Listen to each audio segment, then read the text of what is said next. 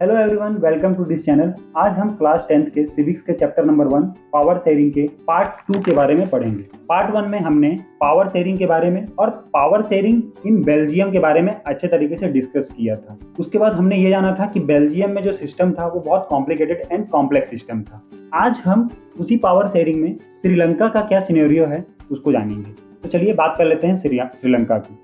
श्रीलंका एक island nation है। ये चारों तरफ से पानी से घिरा हुआ है। ये तमिलनाडु के साउथ ईस्ट में पड़ता है। इसकी जो पॉपुलेशन है वो 2 करोड़ के आसपास है, जो इंडिया के हरियाणा के अप्रॉक्स इक्वल है।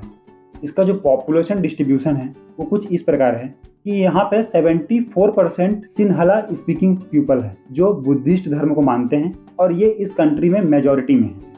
उसके बाद दूसरा आता है 18% तमिल स्पीकिंग पर्सन, जो हिंदू और मुस्लिम दोनों हैं। अब 18% तमिल स्पीकिंग पर्सन भी 2 हिस्से में डिवाइड होते हैं। एक होता है कंट्री के जो नेटिव तमिल होते हैं, जिनको हम श्रीलंकन तमिल के नाम से जानते हैं, और दूसरे तमिल जो फॉर फादर होते हैं और जो इंडिया से आते हैं फॉर प्लांटेशन के लिए, जिनको हम इंडियन तमिल बोलते हैं।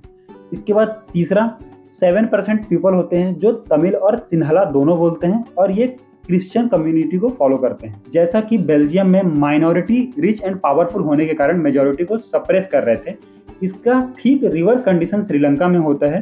श्रीलंका में जो मेजॉरिटी पीपल है सिन्हला, वो माइनॉरिटी तमिल पीपल को दबा रहे हैं। अब हम मेजॉरिटेरिज्म इन श्रीलंका के बारे में जानते हैं। Sri Lanka in 1948 as a independent country emerge हुआ। यहाँ पे जो मेजॉरिटी पीपल सिन्हला कम्युनिटी के जो लीडर्स थे, उन्होंने श्रीलंका पर मेजॉरिटी के दम पर अपना डोमिनेंस दिखाने की कोशिश की। प्रॉब्लम यहाँ आया जब सिन्हला कम्युनिटी ने कुछ स्ट्रॉन्ग स्टेप्स उठाए। वो स्टेप कौन कौन से थे उसको हम जान लेते हैं। पहला स्टेप उन्होंने उठाया कि 1956 में उन्होंने एक एक्ट पास किया जिसमें उन्होंने सिन्हला को श्रीलंका की ऑफिशियल लैंग्वेज डिक्लेयर कर दिया। दूसरा, उन्होंने गवर्नमेंट में प्रेफरेंशियल पॉलिसी को लेके आए, जिसमें जो श्रीलंका के गवर्नमेंट जॉब्स हैं और जो बड़ी पोस्ट की जॉब्स हैं उसमें उन्होंने सिन्हला स्पीकिंग पीपल को फेवर करना चालू किया।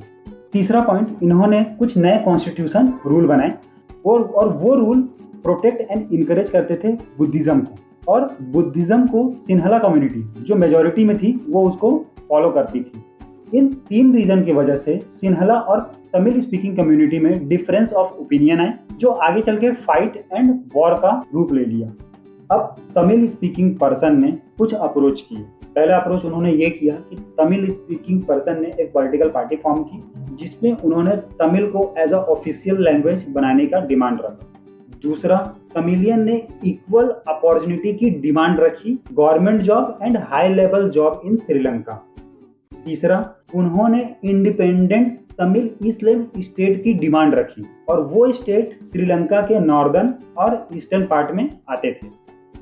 अब सिन्हला कम्युनिटी में जो तमिल स्पीकिंग पर्सन की इतनी सारी डिमांड थी वो किसी को भी मानने को तैयार नहीं थे, जिस कारण सिन्हला कम्युनिटी और तमिल स्पीकिंग कम्युनिटी में डिफरेंसेस पैदा हुई, जो आगे चलकर सिविल वॉर का रूप ले लिया। As a result, thousand of people from both community were killed. दूसरा, many family are forced to leave country as a refugee. Sri Lanka में पावर शेयरिंग का प्रॉपर तरीके से यूज ना करने के कारण कैसे सिविल वॉर जैसी सिचुएशन पैदा हो गई। नेक्स्ट है पावर शेयरिंग क्यों चाहिए। पहला, इसीलिए क्योंकि पावर शेयरिंग सोशल ग्रुप के बीच में लड़ाई झगड़े को कम करने में मदद करता है, क्योंकि सोशल ग्रुप के बीच में कॉन्फ्लिक्ट्स कहीं ना कहीं वायलेंस और पॉलिटिकल इनस्टेबिलिटी की ओर ले जाता है, जो कि नेशन की यूनिटी के लिए अच्छा नहीं होता है। पावर शेयरिंग इंश्योर करता है पॉलिटिकल ऑर्डर की स्टेबिलिटी को। सेकेंड रीज़न ये है कि ये पावर शेयरिंग डेमोक्रेसी की आत्मा है। मतलब अगर कहीं पे भी डेमोक्रेटिक रूल है मतलब वहाँ पावर शेयरिंग होता है, अगर पावर शेयरिंग नहीं हो रहा है मतलब वहाँ डेमोक्रेसी नहीं है। नेक्स्ट है forms of power sharing. People जो होते हैं वो पॉलिटिकल पावर के सोर्स होते हैं एंड एक अच्छी डेमोक्रेटिक गवर्नमेंट सारे डाइवर्स ग्रुप एंड सोसाइटी के सारे व्यूज को ध्यान में रखते हुए काम करती है। इस तरह से काम करने के लिए पावर शेयरिंग की जरूरत होती है and power sharing different situation या कंट्री के लिए अलग अलग टाइप की होती है। First, power is shared among different organs of government. मतलब पावर को गवर्नमेंट के 3 पिलर्स लेजिस्लेचर, एग्जीक्यूटिव, जुडिशियरी में शेयर किया जाता है। Second, power can be shared among governments at different levels. मतलब पावर को डिफरेंट लेवल ऑफ गवर्नमेंट में शेयर किया जाता है, जैसे central government, state government and gram panchayat.